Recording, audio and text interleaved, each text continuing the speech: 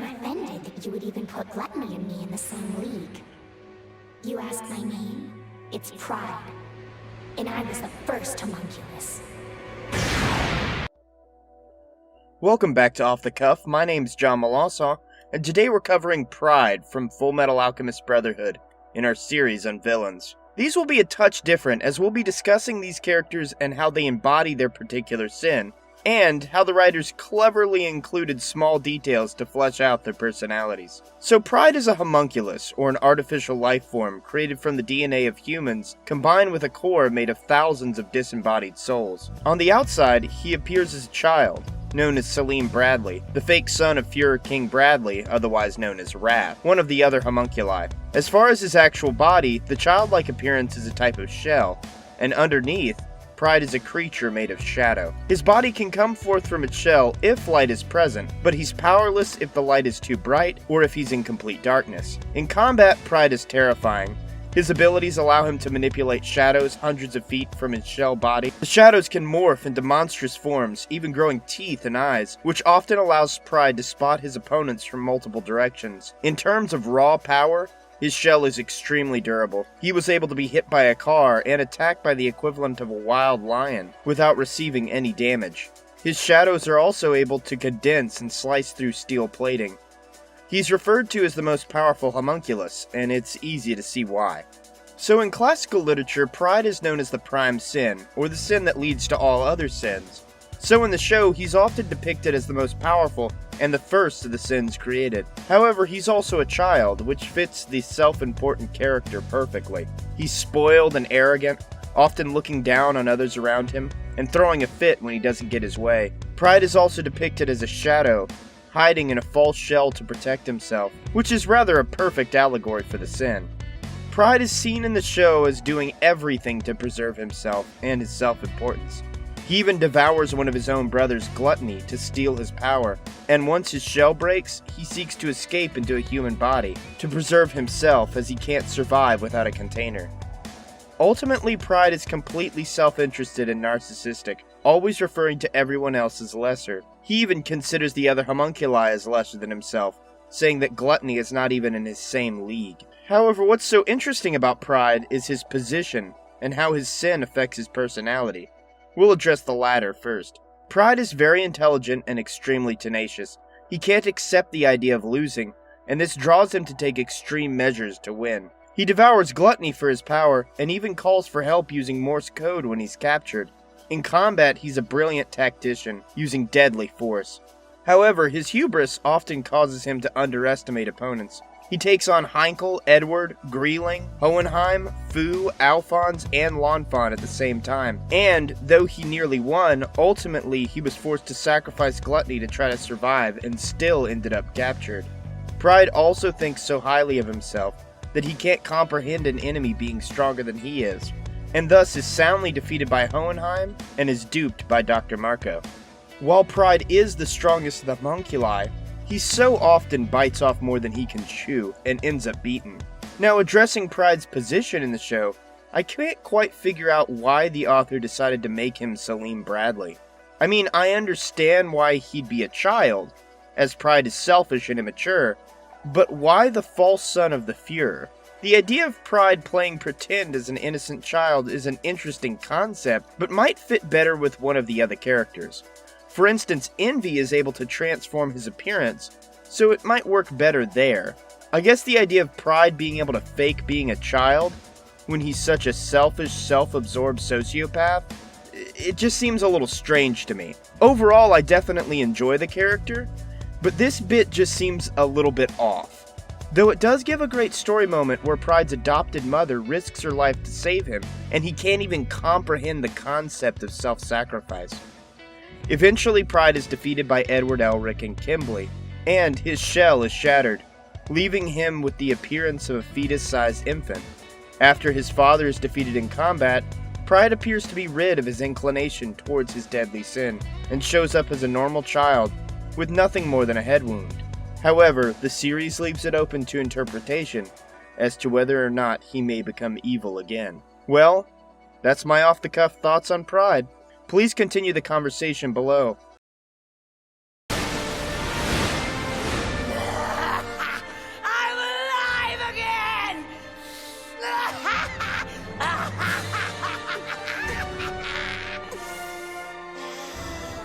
Welcome back to Off the Cuff. My name's John Malasa, and today we're covering Envy in our villain series. Remember, if you'd like to see a video on a specific villain, let me know in the comments below.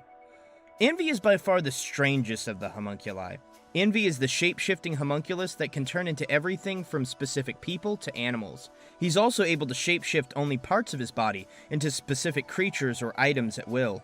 On top of that, Envy's true form is that of a giant six-legged dinosaur with hair and human faces that spawn out of his neck and chest. And if Envy is defeated and the power of his stone exhausted, he's reduced to a tiny worm with 6 legs and massive eyes. In this form, he can co-opt others' flesh and control them like a parasitic puppet master. Ultimately, he can absorb their flesh to return to his own body. This means in Envy's true form, he's bigger and heavier than his comrades. This also appears to give Envy the greatest regenerative capabilities of his siblings. He's seen taking hits from Scar's bodily destruction and twice as many fire attacks as Lust took from Mustang. Envy's ability logically lends to his characterization. The ability to look like other people is a logical power for Envy. Also, the fact that Envy without people is just a lonely little worm that has to steal flesh from host bodies works perfectly as well. What I love about Envy's characterization is how often he attempts to insult and belittle others. Every comment he makes towards humans is condescending or a direct insult. This is all to mask his crippling insecurity that haunts Envy. He never even refers to the Full Metal Alchemist by his real name until his death scene, spending the whole show calling him Pipsqueak. This leads Envy to having a pretty rough time when taking on the heroes. Because Envy has to belittle others to hide his petty jealousy, he constantly underestimates his opponents. While Envy has the most screen time next to Greed, he also has the most losses, even though he has arguably the best power. He can look like anyone and transform into a giant monster. And yet, over and over, his need to feel superior to combat his own insecurities causes his downfall. He's defeated by Scar, Marco, and Mustang, and he's even taken out by Gluttony on accident. He's reduced to the form of a worm twice after his giant body melts away, and spends as many episodes as a grimy slug as he does fully formed. That being said, Envy is not incompetent. While he is tricked, he does also have a cruel genius to him. Basically, if Envy is in control of the situation, he's just fine. He takes out Lieutenant Major Hughes, is the jailer for Dr. Marco, frames Lieutenant Ross for Hughes' death, and orchestrates her capture and her trial. Envy also impersonates a fake priest and incites the violence in the city of Leor, and kills the Nishvalan child, spinning the eastern region into civil war. His shapeshifting is responsible for many of the show's bigger moments, and much of the villain's plans coming to fruition. It could even be argued that he's the most pivotal character in his father's master plan. Envy is also pretty funny, and at times, dare I say, charming, even if it's in an evil, watch the world burn kind of way.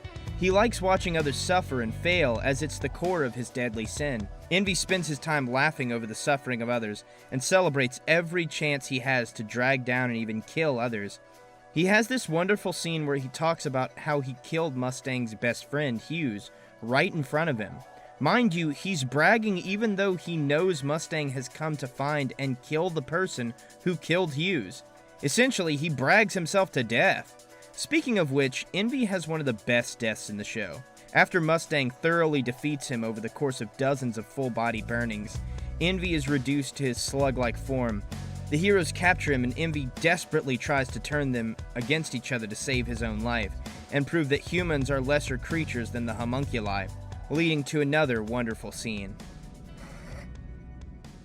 We humans, according to you, we're supposed to be nothing when compared to homunculi.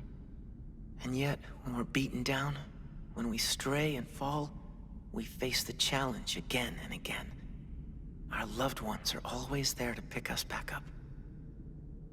And you're jealous. You envy us because of that. Damn it! Damn it! I've been humiliated! Humiliated! Me? Envy? Jealous of you? Of you humans? I'm a homunculus! How could this pipsqueak kid see through me? It's the ultimate humiliation!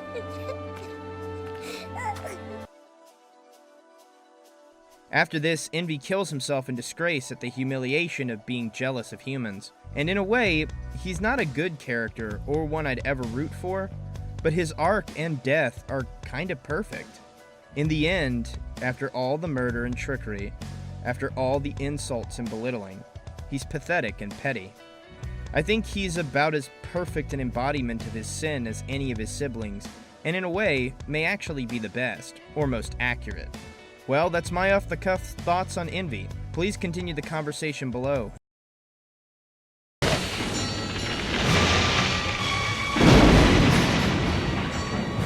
smell you, Full Metal Alchemist, and I smell greed. You're making me mad. All I want to do is eat, but you won't let me eat you, and I'm getting hungrier. You're being mean, so I'm just gonna have to swallow everything. Welcome back to Off the Cuff. My name's John Malassaw, and today we're covering Gluttony in our Villain series. Remember, if you'd like to see a video on a specific villain, let me know in the comments below. So Gluttony is definitely the simplest of the deadly sins in the Full Metal Alchemist Brotherhood series. His power includes tons of regeneration, the strongest regeneration next to Envy. I mean, this boy suffers some carnage, from being pelted with bullets, to sliced in half, to lit on fire, to blown up from the inside out. He also has superhuman strength, and a jaw powerful enough to rend human flesh, bone, and even metal. Gluttony's a physical juggernaut, being able to jump up multiple times the height of his body, and he seems to be extremely coordinated for his generous size and weight. He possesses a keen sense of smell as well, able to track people for miles over difficult terrain. Now, I have to mention Gluttony's most interesting power. His stomach is a literal endless expanse that can absorb anything, friend or foe alike. As far as I know, there's no real limit to this power, as it seems to eat everything regardless of its density. So his power definitely coordinates well with his deadly sin, but how does the show characterize the man-eating monster?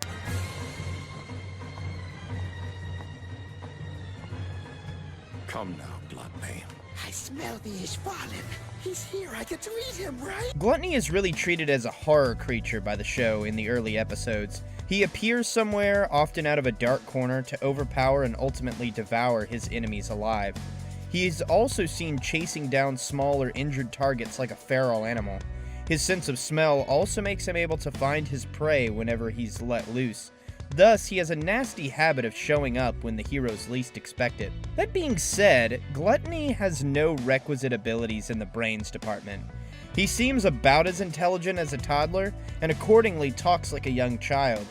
He's often tricked and only fights in a straightforward manner, giving his enemies easy-to-read movements in battle. He's the only homunculus to die twice in combat, unless you count Greed's noble sacrifice, and often Gluttony has to fight with a group to be effective. However, this does mean that Gluttony has the most screen time when in a group with his siblings. In fact, he teams up with every one of the other homunculi with the exception of Sloth, and battles against May, Edward, Ling Yao, Fu, the Chimeras, Hawkeye, Mustang, and fights Scar twice. I think Gluttony fits the deadly sin for his namesake as he operates on a purely animalistic level. He kills and eats, throws tantrums, and is led around by the other homunculi like a trained dog, with the brains to match. His only redeeming trait is that he seems to care deeply for Lust, as he wishes to avenge her death by killing Mustang. Speaking of death, his ultimate end is so satisfying. After eating and maiming dozens of people to feed his insatiable appetite, Gluttony is finally bested by Ling and Lanfan. He retreats to rendezvous with Pride, and Pride, backed against a wall himself, makes a move of desperation to devour Gluttony, and Gluttony begs for his life. Good old-fashioned karma justice. And that's Gluttony's end, eaten by a stronger, more powerful being. Well, that's my off-the-cuff thoughts on Gluttony. Please continue the conversation below. You want to bring back someone that you've lost. You might want money. Maybe you want women. Or you might want to protect the world. These are all common things people want. Things that their hearts desire. Greed may not be good, but it's not so bad either. Welcome back to Off the Cuff. My name's John Malassaw, and today we're covering Greed in our Villain series. Remember, if you'd like to see a full video on any specific villain, just let me know in the comments below. As far as powers are concerned, Greed's whole fighting style is built around his ultimate shield. This is a carbon-based shield that transforms his skin into a thick gray shell. This also takes the form of claws at the end of his fingers. With this shield, Greed has been stabbed with steel blades, shot by rifles, hit by a truck, and caught in explosions while remaining unharmed. However, talented alchemists can weaken his shield with transmutations, making his carbon shield weak and brittle by reorganizing its molecular bonds. On top of his shield, Greed fuses with Ling when he's reborn, and thus is also able to sense Qi and has access to Ling's martial arts training.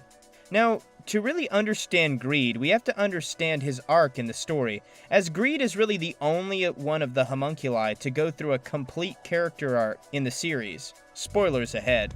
Greed begins his tale as a selfish ass. He doesn't care about anyone but himself, and acts as a kind of mob boss for a group of chimeras. In the show, chimera is just a term for humans spliced with animal DNA. Greed actually meets the heroes because he wants them to give him the secret to immortality, as he craves everything, and if he can die, he loses his possessions. I'll use his own words. See, I'm Greed.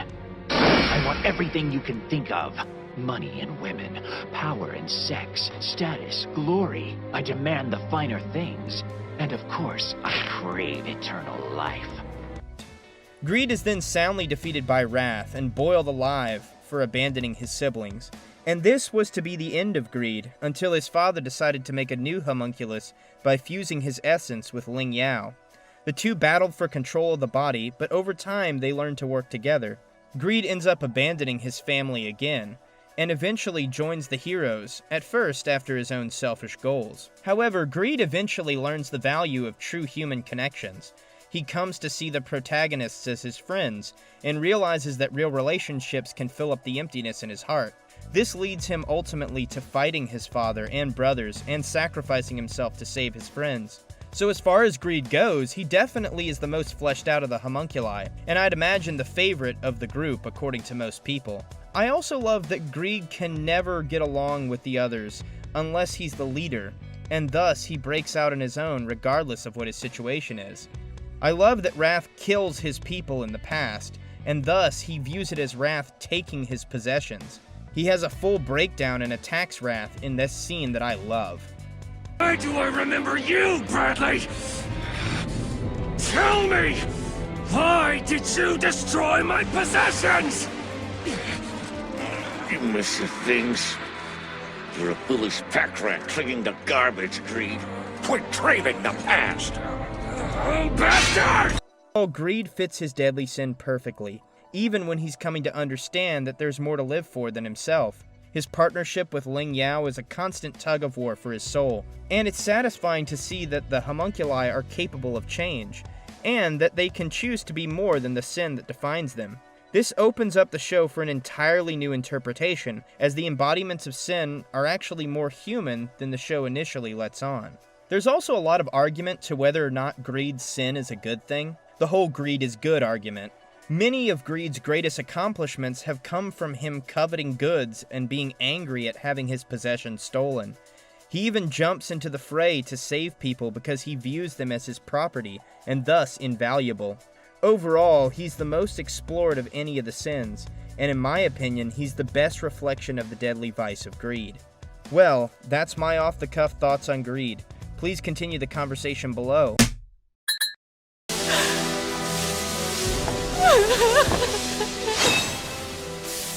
Such a sad and weak creature.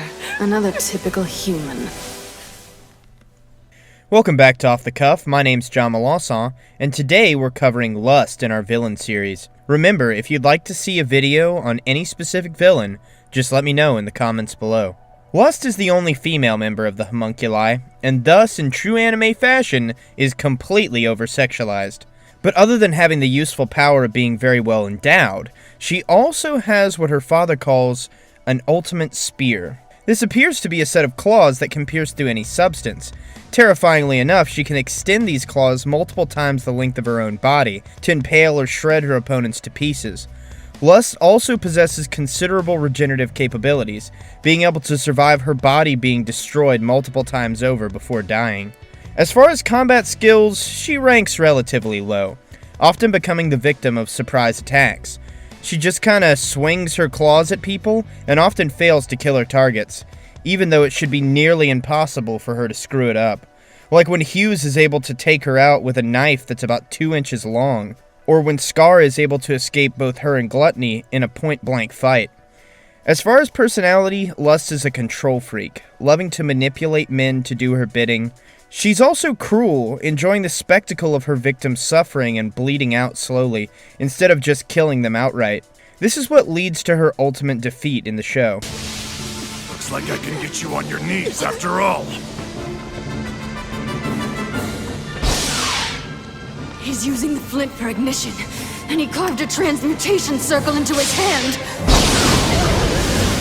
You should have bled to death by now. I seared the wound closed. I came close to passing out from the pain.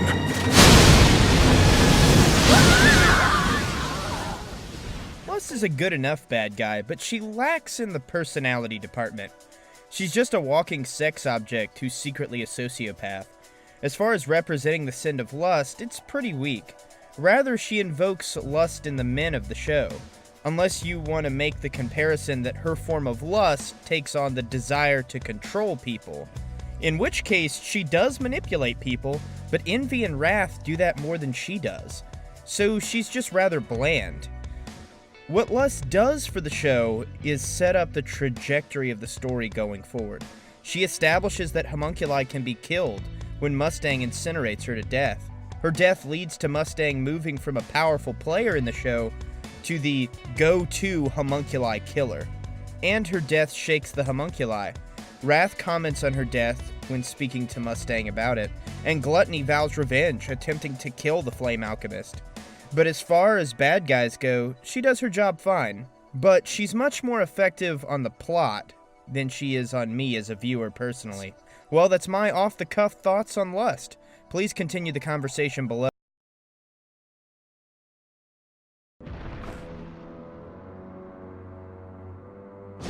Must kill her. Such a stubborn woman. That general.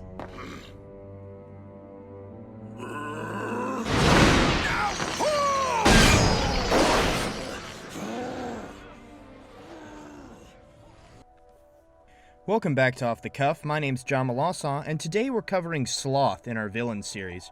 Remember, if you'd like to see a video on a specific villain, let me know in the comments below. Sloth comes in as a juggernaut next to the other homunculi, unless you're counting Envy's monster form. He's a muscle-bound jock, standing nearly twice as tall as the largest warriors in the show. Sloth is undoubtedly the most durable of the homunculi, withstanding direct fire from tanks, shells, and rockets. Sloth does, however, possess a number of weak spots, specifically in his head and mouth areas. Sloth is extremely fast, the fastest of his siblings. He's able to move his body at an extreme speed with no control of his direction, often crashing into walls and destroying property. While the other homunculi have clear powers like Greed's ultimate shield or Wrath's ultimate eye, Sloth doesn't have a clear power unless super speed is his ability, but the show isn't really clear on that. It might be that he's just physically that strong or physically that fast. Regardless, while Sloth is a threat, he's not treated exceptionally seriously by the plot. Most of the time, he bumbles around at his enemies tiredly, complaining the whole time. He's often played for comedy, falling asleep in the middle of combat, or calling things a pain. Sloth fits his deadly sin pretty on the nose, never wanting to fight and only battling so he can go back to sleep. Ironically, he's actually forced to do the most work of any of his siblings. Sloth spends his days and nights digging a massive tunnel around the borders of Amestrius, carving a transmutation circle. By the way, he complains the whole time. Why should I care about you? Go dig a hole. How annoying. Really, what a pain. Sloth is also an idiot, because in his words, thinking is a pain. Thus, Sloth never wins any significant battles he's in. He loses to Armstrong twice, being duped into trap after trap. He just tries to win as quickly as possible so he can return to sleep. This is why his character can be a bit boring. There's not much of him. And his sin is one of the baser, more animalistic sins, so it makes sense. He's a bit more entertaining than Gluttony, but not by much in my opinion. Well, that's my off-the-cuff thoughts on Sloth. Please continue the conversation. It's all meaningless. This is the only thing that's real. To fight on behalf of my own life and nothing else. I've never felt so complete. I guess you could say I finally arrived. Welcome back to Off the Cuff. My name's John Malasa, and today we're covering Wrath in our villain series. Remember, if you'd like to see a video on any specific villain, just let me know in the comments below. Wrath is easily the most skilled fighter out of the Homunculi, and the most intimidating in the show. On top of looking like Joseph Stalin having Hitler's military title of Führer, he's a hell of a swordsman and hand-to-hand combatant. He beats greed over and over in combat. However, with the exception of Pride, I can't see any of the other homunculi landing even a scratch on this guy. Same with the humans with the exception of Mustang. This is due to the fact that Wrath possesses what he calls his ultimate eye. This eye allows Wrath to read attack patterns and even anticipate the trajectory of bullets if he can see where they're being fired from. His sword skills and reflexes are advanced enough that he's nearly untouchable in combat. However, while Wrath is the most skilled and observant of his siblings, he's also got the worst regeneration. In fact, his body just seems to be far sturdier than a normal human's. In the show, he's not really shown with any particular regenerative powers. That being said, Wrath has his left eye gouged out, is shot, impaled, and has both of his arms blown off before going down. And even then, he took dozens of soldiers and a tank with him. He survived having train tracks blown out beneath his train, and multiple showdowns with greed. So Wrath definitely brings the fury, but how do they characterize the final and most rage-filled of the sins? You don't say. What a coincidence. I don't know my real name either. It's almost poetic. Two nameless men fighting to the death.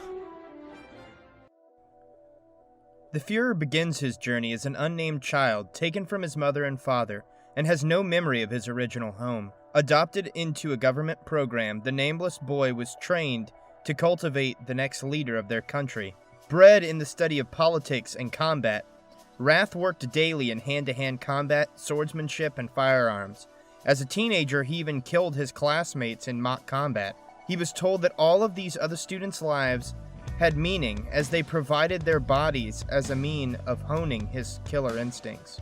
Wrath, standing at the pinnacle of his peers, is chosen by his government to undergo a Philosopher's Stone infusion. Now, this is a procedure when a Philosopher's Stone, a powerful alchemic substance made of human souls, is added to the subject's bloodstream. On top of this, the stone came from a homunculus, pouring all of his inclination towards Wrath into these souls injected into the target. Instantly, the nameless boy's body tried to reject the stone as his flesh was rended apart and reformed repeatedly. However, the boy, through force of will, survived. His body was transformed and he received his ultimate eye. Over decades, Wrath would come to distinguish himself on the battlefield, rising in the ranks. He was allowed to choose a wife and was assigned a surrogate son in the form of the homunculus Pride, going under the moniker of Salim Bradley. Wrath seems to legitimately enjoy his life with his wife, saying she was the only thing he ever chose. He even talks about her with his dying breath. This shows a duality in the character. The author hints at a potential home life and never really lets the audience know which one of the characters is where Wrath's heart truly lies. Is he too filled with rage to ever stay off the battlefield? This question is never answered. Regardless, Wrath, as an antagonist, is a powerful military figure. Wrath is the king of his land, and rules absolutely. He kills dissidents with his own sword, often carving rebels to pieces. However, Wrath can appear mellow and calm, but underneath, the audience is always given a sense of his bottled rage. He snaps from calm demeanor to violent combat in an instant, as if bloody conflict is his default setting. Wrath also demonstrates a want to conquer and control people. He often plays politics, using people's loved ones as hostages. He keeps his enemies close, and at a moment's notice is willing to shred them to nothing. At the very end of the series, he gets to go against the soldiers of Briggs, Fu, Greed, Buccaneer, and ultimately Scar. The whole time he seems perfectly calm, as if combat gives him a great sense of peace. With the same calm demeanor, he carves men into piles of limbs, kills 2 allies, and takes multiple mortal wounds without giving up his fight. It's only when he comes up against Scar, a warrior he considers in some way to be his equal, that he fights all out. Wrath, in a glorious fury, expresses his rage against God and religion, and his hatred of humans for being so weak as to need such intellectual crutches. Maimed and dismembered, Wrath refuses to go down, delivering a near-fatal blow to Scar with a piece of his sword gripped in his bare teeth. Falling, Wrath remains true to himself, a furious warrior to the very end, and he dies in combat with a smile on his face. Well, that's my off-the-cuff thoughts on Wrath. Please continue the conversation below, and if you like this video, please like, subscribe, and hit that notification bell to stay updated with all our content.